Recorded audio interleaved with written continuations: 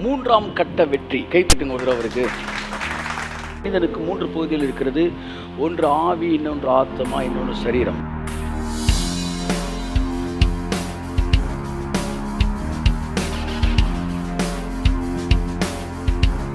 மூன்று கட்ட வெற்றியை இஸ்ரவேல் ஜனங்களுக்கு கர்த்தர் கொடுத்தார்.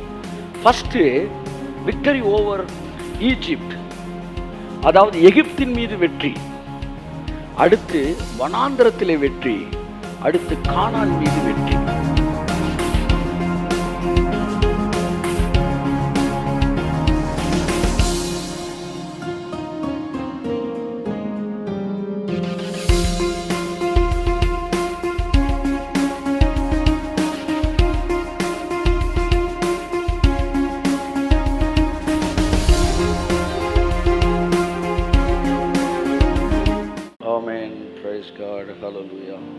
நாம் கண்களை மூடி தேவனுடைய வார்த்தைக்கு நேராய் நாம் கடந்து வருவோம். Oh, we praise you.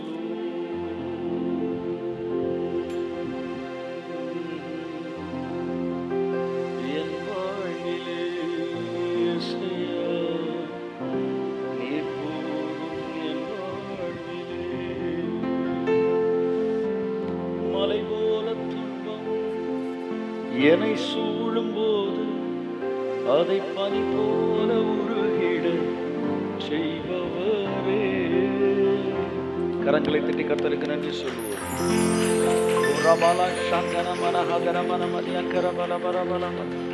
மலை போல துன்பம் என்னை சூழும் போது அதை பனி போல உருகிட செய்பவரே.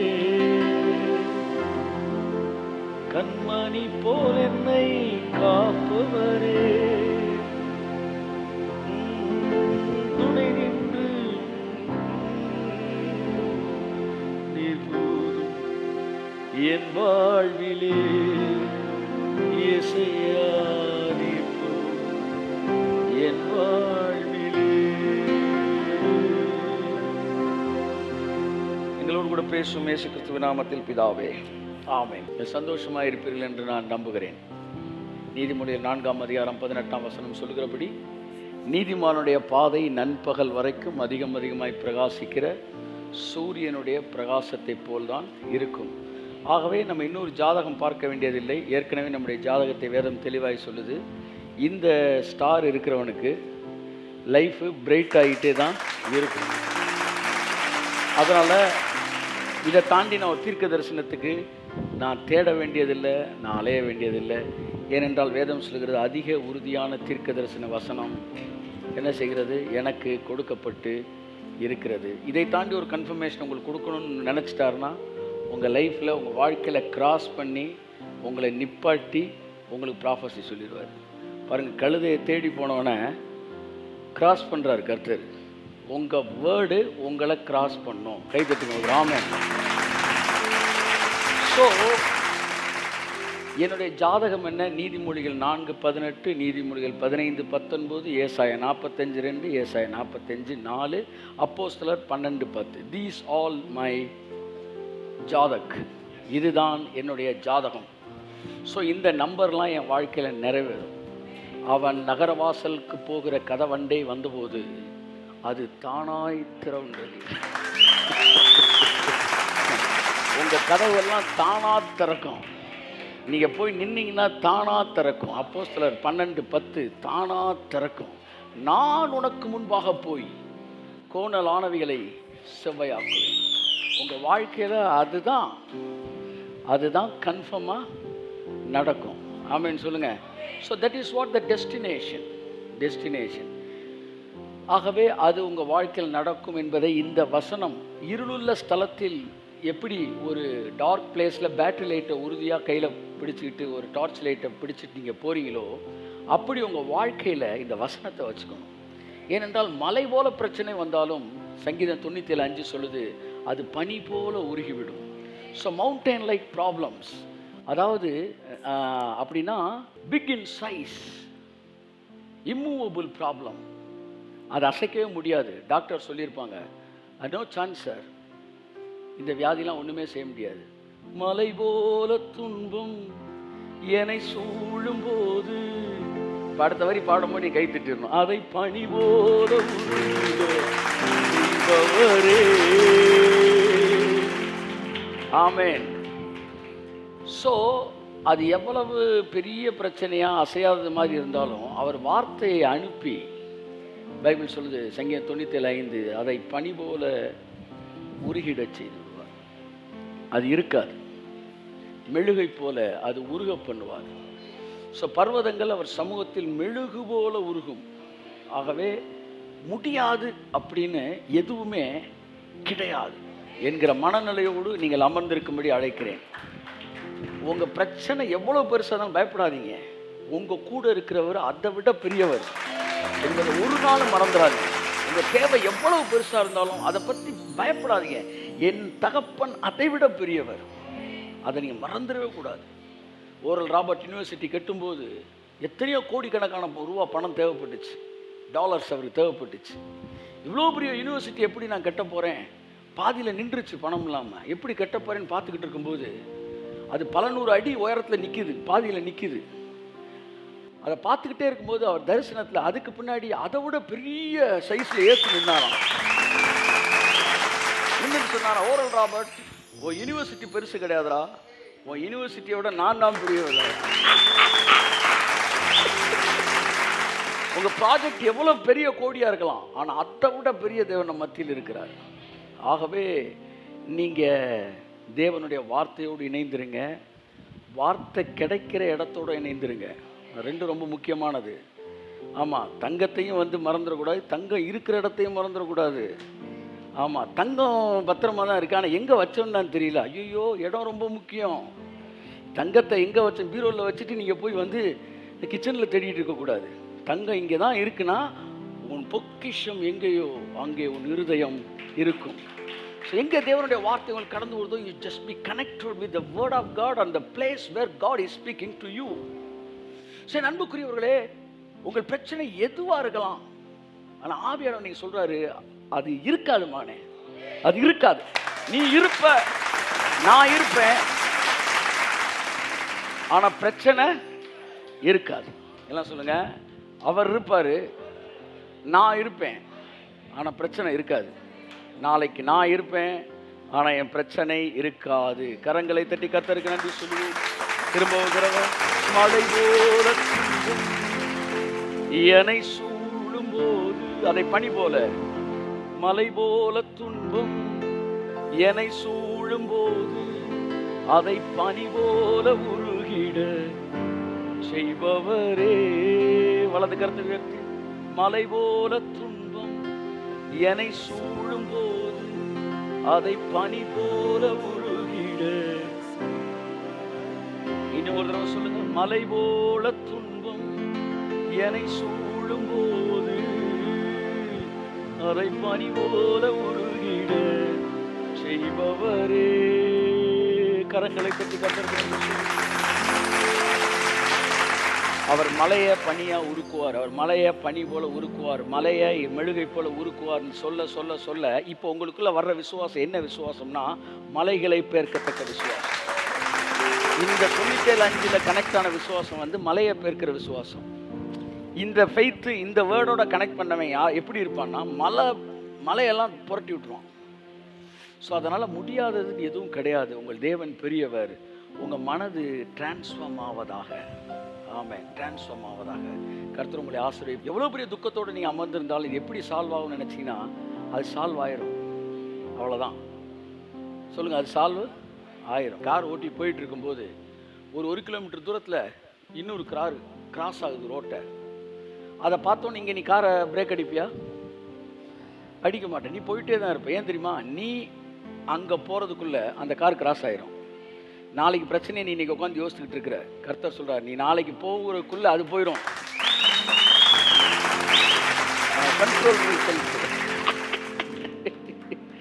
எல்லாம் சொல்லுங்கள், நாளைக்கு நான் போகிறதுக்குள்ளே என் பிரச்சனை போயிடும். ஆமேன். அது அங்கே இருக்காது. சிலர் இன்றைக்கே பிரேக் அடிக்கிறாங்க. சார், நாளைக்கு காரு 1 கிலோமீட்டர் தூரத்தை போய் இங்கே பிரேக் அடிச்சிங்கன்னா பின்னாடி வரவே தட்டிடுவான். ஆகவே என் அன்புக்குரியவர்கள், நீங்கள் போயிட்டே இருங்க. நான் உனக்கு முன்பாக போய் கோணலானவைகளை செவ்வையாக்குவேன். உங்கள் பாதை ராஜ பாதை. சோம்பேறியின் வழி முள்வேலிக்கு சமானம். அவன் பாதையெல்லாம் முள்ளுக்காடு. ஆனால் நீதிமானின் பாதையோ முள்ளு இருக்காதா, ராஜபாதை. ராஜபாதைனா என்ன? அங்கே சிக்னலே கிடையாது. சிக்னல் இருக்கும், ஆனால் உங்களுக்கு வேலை செய்யாது. கர்த்தர் சொல்கிறாரு, வந்து வாழ்க்கையில் வந்து பிரச்சனை இருக்கலாம், ஆனால் உனக்கு இருக்காது. அதான் பைபிள் சொல்லுது. மந்திரவாதம் இருக்குது, குறி சொல்லுதல் இருக்குது. ஆனால் இஸ்ரவேலுக்கு விரோதமான மந்திரவாதம் இல்லை, யாக்கோபுக்கு விரோதமான குறி சொல்லுதல் இல்லை. ஆகவே பிரச்சனைகள் மற்றவர்களுக்கு இருக்கலாம், மற்றவர்களுக்கு சில விஷயங்கள் கடினமானதாக இருக்கலாம், ஆனால் உங்களுக்கும் எனக்கும் அது கடினமானது கிடையாது. என் அன்புக்குரியவர்களே, ஆகவே உங்களை நான் அழைக்கிறேன், தைரியமே அமர்ந்திருங்கள். கடவுளோட சமூகத்தில் உட்காந்து பிரச்சனையை யோசிக்காதீங்க, கடவுளை யோசிங்க. பிரச்சனையோட இடத்துல உட்காந்து கடவுளை யோசிங்க. ஆமாம், கடவுளோட இடத்துல வந்து பிரச்சனையை யோசிக்காதீங்க. பிரச்சனை இருக்கிற இடத்துல தேவனை யோசிங்க. தேவன் எவ்வளோ பெரியவர், அவரை எப்போதும் எனக்கு முன்பாய் வைத்திருக்கிறேன். இவைகளெல்லாம் உங்களை மிரட்டுகிற பிரச்சனைகளை அது கரைய பண்ணிடும். ஆமென். உங்கள் வாழ்க்கையில் வர ஆசீர்வாதங்கள், வர வேண்டிய ஆசீர்வாதங்கள், நான் பிரச்சனையை முடிச்சுட்டு ஆசீர்வாதத்துக்கு வரேன். பிரச்சனைன்றது மிரட்டுறது, அது கரைஞ்சிரும். பயப்படாதீங்க, அது இருக்காது, நீங்கள் இருப்பீங்க. ஆனால் ஆசீர்வாதம்ன்றது வர வேண்டியது, அது வர்ற நேரத்தில் எல்லாம் தானாக வந்துடும். பருப்பு வந்து வேகிற டைமில் அது சாதாரணமாக வெந்துடும். வெந்த உடனே குக்கர் என்ன செய்யும்? விசில் அடிக்கும். நீங்கள் அவசரப்பட்டு குக்கருக்கு பதில் நீங்கள் விசில் அடிக்கிறனால பருப்பு என்ன செய்யாது? வேகாது. சில பேர் இப்போ குக்கர் பக்கத்தில் உட்காந்து அவன் விசில் அடிச்சுக்கிட்டு இருக்கிறான். விசிலுக்காக பருப்பு வேகாது. அது எப்போ வேகுமோ அது வெந்துடும். அது வரைக்கும் நீ வந்து வெங்காயம் என்ன இருக்குன்னா வெங்காயத்தின இருக்குது, மற்றதை மற்ற வேலையை பாரு. உன் வாழ்க்கையில் வர வேண்டிய எல்லா ஆசீர்வாதமும் தானாக வந்து. பதட்டப்படாது. பதறவன் எவனோ அவன் போய்விட கடவன்றார். பதறுகிற காரியம் சிதறும் என்று இருக்கிறது. ஸோ மகாபரிசுத்த ஸ்தலத்திலே அமைதி இருக்கும். தேவனை தன்னகத்தை கொண்டிருக்கிற மனிதனுடைய வாழ்க்கையிலே அமைதி இருக்கும். அங்கே தேவன் மாத்திரமே பேசுவார். மனித சப்தங்கள் அங்கே இருக்காது. There will not be any confusions or noise in the most holy place. Hallelujah. So கர்த்தர் உங்களை ஆசீர்வதிப்பார். உங்கள் பிரச்சனைகள் எல்லாம் மறைஞ்சிரும். உங்கள் ஆசீர்வாதம் எல்லாம் உங்கள் இடத்துல வந்து சேரும். ஏன்னா என்னைக்கு உங்களை தன்னுடைய கிங்டம்குள்ளே நீங்கள் நுழைஞ்சிட்டீங்களோ அதுக்கப்புறம் உங்கள் வாழ்க்கையின் முழு பொறுப்பையும் அவரே எடுத்திருக்கிறார். அவரே உங்களுக்குள்ளே இந்த நற்கிரியை துவங்கினவர். அது கிறிஸ்து இயேசுவின் நாள் பரியந்தம் முற்று முடிய நடத்துவார். அதனால் ஆக்ஷன்னா இங்கே டி ராஜேந்திர பாணியில் சொல்லணும்னா ஆக்ஷன்னா இங்கே, டைரக்ஷன்லாம் அங்கே. எல்லாம் சொல்லுங்கள். ஆக்ஷன்னா இங்கே, அங்கே. நீங்கள் டைரக்டர் மாதிரி போட்டு குழப்பாதீங்க. Just keep yourself in rest. God bless you. வாசிப்போம் யோவான் 3ஆம் அதிகாரம். ஓ மலை போல துன்பம் என்னை சூழும் போது அதை பனி போல உருகிட செய்பவரே. யோவான் 2ஆம் அதிகாரம் 14, 15, 16. தேவாலயத்திலே ஆடுகள் மாடுகள் புறாக்களாகிய இவைகளை விற்கிறவர்களையும் காசுக்காரர் உட்கார்ந்திருக்கிறதையும் கண்டு கயிற்றினால் ஒரு சவுக்கை உண்டு பண்ணி அவர்கள் யாவரையும் ஆடு மாடுகளையும் தேவாலயத்திற்கு புறம்பே துரத்திவிட்டு காசுக்காரருடைய காசுகளை கொட்டி பலகைகளை கவிழ்த்து போட்டு புறா விற்கிறவர்களை நோக்கி, இவைகளை இவ்விடத்திலிருந்து எடுத்துக்கொண்டு போங்கள், என் பிதாவின் வீட்டை வியாபார வீடாக்காதிருங்கள் என்றார். என் பிதாவின் வீட்டை வியாபார வீடாக்காதிருங்கள் என்றார். அடுத்து, அப்பொழுது உம்முடைய வீட்டை குறித்து உண்டான பக்தி வைராக்கியம் என்னை பட்சித்தது என்று எழுதியிருக்கிறதை அவருடைய சீஷர்கள் நினைவு கூர்ந்தார்கள். வீட்டை குறித்து உண்டான பக்தி வைராக்கியம். எல்லாம் சொல்லுங்க. வீட்டை குறித்து உண்டான பக்தி வைராக்கியம். என் பிதாவின் வீடு. எல்லாம் சொல்லுங்க. இயேசு கிறிஸ்துக்கு அந்த பக்தி வைராக்கியம் அவரை ஓவர்டேக் பண்ணிடுச்சான், அவரையே பட்சிச்சிருச்சான், ஓவர்டேக் பண்ணிடுச்சு. எதனால் அந்த பக்தி வைராக்கியம் அவருக்கு வந்துச்சுன்னா, அவருக்கு ஒரு நாலேஜ் இருந்துச்சு. அந்த நாலேஜ் என்னன்னா, என் பிதாவின் வீடு. This is my father's house. This knowledge will give you the zeal which is overtaking your emotions. And all negative things எல்லாத்தையும் ஜெயிக்கத்தக்கதாக, எல்லாத்தையும் ஓவர் கம் பண்ணத்தக்கதான ஒரு வைராக்கியத்தை உங்களுக்குள் இருந்து இந்த அறிவு எழுப்பும் என்று நான் சொல்லுகிறேன். என் பிதாவின் வீடு, the third phase of success or the third level success என்கிற தலைப்பிலே இன்றைக்கு உங்களிடத்தில் நான் பேச விரும்புகிறேன். 3ஆம் கட்ட வெற்றி. கைத்தட்டுங்க ஒரு தடவை அவருக்கு. நல்லா தட்டலாம். மனுஷன் முதல் கட்ட வெற்றியிலே அப்படிங்களா? தட்டுங்க, நல்லா கையை தட்டுங்க. ஆமாம். 3ஆம் கட்ட வெற்றி. கிறிஸ்தவ வாழ்க்கையிலே 3 கட்ட வெற்றிகள் இருக்கிறது. தேவாலயத்திலே 3 பகுதிகள் இருக்கிறது. ஒரு மனிதனுக்குள்ளே 3 பகுதிகள் இருக்கிறது. இஸ்ரவேல் ஜனங்களுக்கு 3 கட்ட வாழ்க்கை இருந்தது. 3 கட்ட வெற்றியை இஸ்ரவேல் ஜனங்களுக்கு கர்த்தர் கொடுத்தார். ஃபர்ஸ்ட் விக்டரி ஓவர் ஈஜிப்ட், அதாவது எகிப்தின் மீது வெற்றி. அடுத்து வனாந்தரத்திலே வெற்றி. அடுத்து கானான் மீது வெற்றி. 3 வெற்றி. ஃபர்ஸ்ட் வெற்றி பார்வோனுக்கு எதிரான வெற்றி. அது செங்கடலில் நடந்தது. அது பிசாசின் மீதான வெற்றி. ஆமென். 2வது வனாந்தரத்திலே வெற்றி. அது யோர்தானிலே முடிவடைந்தது. அது சுயத்தின் மீதான வெற்றி. 3வது கானான் மீது வெற்றி. அது உலகத்தின் மீதான வெற்றி. ஸோ உலகம், மாமிசம், பிசாசு, 3 எதிரிகள் உங்களுக்கு முன்பாக இருக்கிறார்கள். இந்த 3 எதிரிகளையும் இயேசு சிலுவையிலே வெற்றி எடுத்தார், ஜெயம் பெற்றார். இந்த 3 எதிரிகள் மீதும் நம்முடைய வாழ்க்கையிலே வெற்றி ஒவ்வொரு ஸ்டெப்பில் வரும். First step spirit level success, that is connected with overcoming devil. 2வது soul level success, that is overcoming the self and fleshly thoughts. Fleshly thoughts, overcoming self, நம்முடைய சுயத்தின் மீது இருக்கிற வெற்றி. அங்கே தான் மனிதன் வந்து முறுமுறுத்தான், நாங்கள் ஜெயிக்க முடியுமா முடியாதா, ஃபுல்லாக மைண்ட்லேயே கால்குலேட் பண்ணிக்கிட்டு இருந்தான் பாருங்கள். ஈஜிப்டில் இவன் மைண்டே வேலை பார்க்காது, ஃபுல்லாக பார்வோன் தான் வேலை பார்த்துக்கிட்டு இருந்தான். ஆனால் இங்கே வந்த உடனே, வனாந்தரத்துக்கு வந்த உடனே இவன் மைண்டு வேலை பார்க்குது. அதில் வெற்றியை தேவன் கொடுத்தார். இது வனாந்தரத்தில் வந்த வெற்றி, செல்ஃப் மீது வந்த வெற்றி. 3வது கானான் தேசத்தின் மீது வெற்றி பெற்றார்கள். இது உலகத்தின் மீது வந்த வெற்றி. ஸோ ஆவியிலே, ஆத்மாவிலே, சரீரத்திலே.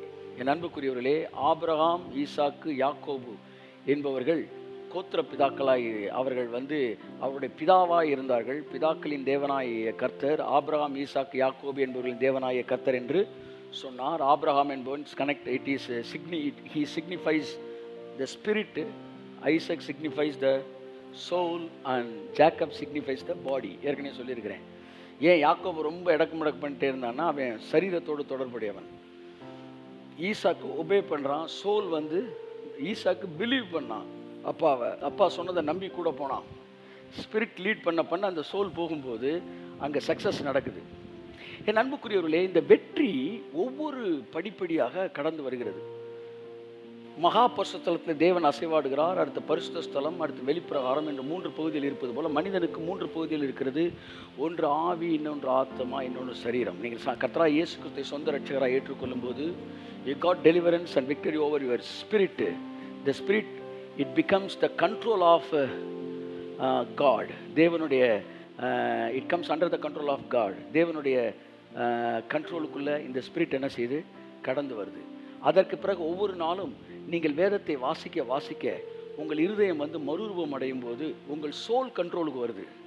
இந்த சோல் பிலீவ் பண்ண ஆரம்பிக்க உங்கள் சரீரத்தில் டிரான்ஸ்ஃபர்மேஷன் நடந்து வியாதிலாம் வெளியே போகுது, உங்கள் பாடி கண்ட்ரோலுக்குள்ளே வர ஆரம்பிக்குது. That is what the 3 kind of deliverance. 3 வகையான விடுதலை பைபிள் பேசுது. 1, குமாரன் உங்களை விடுதலையாக்கினால் மெய்யாகவே விடுதலை ஆவீர்கள். இயேசு சொந்த ரட்சகராக ஏற்றுக்கொள்ளும் போது ஸ்பிரிட்டில் உங்களுக்கு டெலிவரன்ஸ் வருது. அடுத்து சத்தியத்தை அறிவீர்கள், சத்தியம் உங்களை விடுதலையாக்கும். இது உங்கள் சோலில் இருந்து வர டெலிவரன்ஸு. ஒவ்வொரு வாரமும் ஒவ்வொரு நாளும் சத்தியத்தை கேட்க சத்தியம் உங்களை எங்கே விடுதலையாக்குது? சோலில் விடுதலையாக்கு. அடுத்து ஆவியானவர் எங்கே உண்டோ அங்கே விடுதலை உண்டு. அப்போ பாடியில் டெலிவரன்ஸ், ஸ்பிரிட் ஆஃப் காடோடு இருக்கிற கனெக்ஷனில் உங்கள் பாடியில் டெலிவரன்ஸ் வருது. அதான் பைபிள் சொல்லுது, வேதம் சொல்லுகிறது. பரிசுத்த ஆவியானவர் பற்றி பேசும்போது சாவுக்கு ஏதுவான உங்கள் சரீரங்களை அவர் உயிர்ப்பிப்பார்.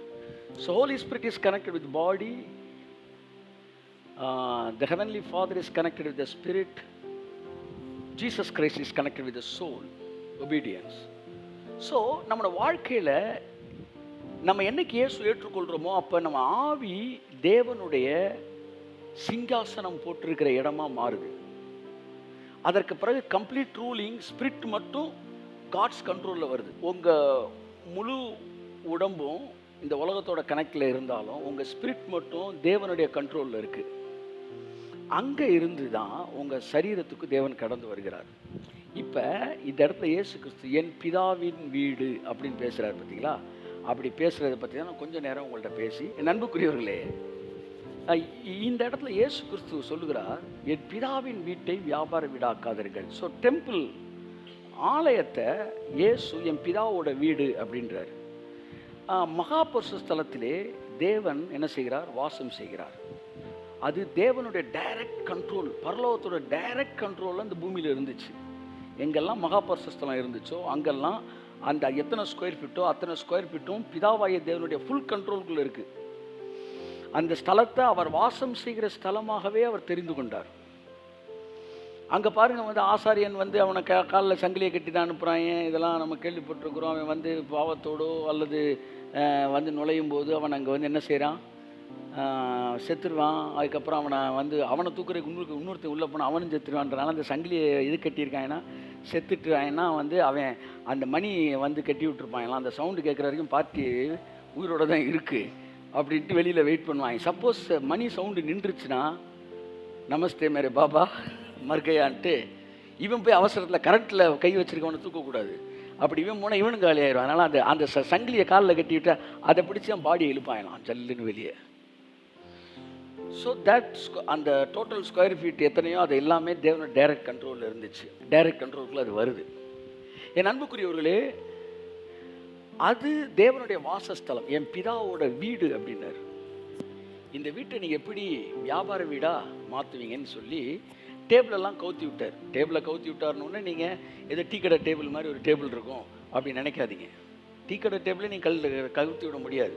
அவன் பாய்லரில் இருக்க தண்ணி எடுத்து மூஞ்சில் ஊற்றி விட்டுறான். அப்போ it is well organised. Trillions of money where it is on transaction. அது ஒரு வெல் ஆர்கனைஸ்ட் கவர்மெண்ட். அங்கே ஏதோ பணத்தை மாற்றிக்கிட்டு இருந்தாங்கன்னா 100 ரூபாய்க்கு 2 50 ரூபா நோட்டை மாற்றி கொடுத்துக்கிட்டு இருக்குல்ல. அங்கே பஸ்கா பண்டிகை நடந்து கொண்டு இருந்தது. 27 லட்சம் பேர், ஸ்கோஃபீல்ட் சொல்கிற 27 lakhs people கேதர் டுகெதர். எல்லா நாடுகள்லேருந்து வருவாங்க.